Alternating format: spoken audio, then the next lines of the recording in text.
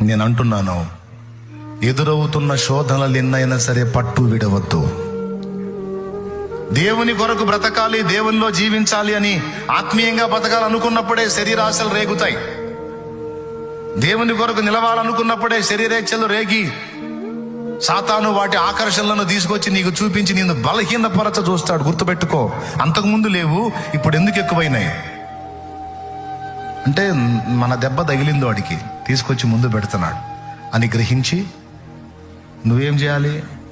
ఆకర్షణ వైపు పరిగెత్తడం కాదు, లేదా నాకేంది ఇలా ఆకర్షణలు వచ్చినాయి అని కృంగిపోయి కూలబట్టం కాదు. ఒకవేళ దురాలోచనలు, దుష్ట తలంపులు ఏవైనా నీకు కలిగినా, అడుగులు తడబడినా, నువ్వు చేయాల్సింది ఏంటంటే వాటిని చూపించి దేవునికి దూరం అవటం కాదు, కానీ వాటిని దులిపి పరిగెత్తుకుంటూ చేసే కాళ్ళే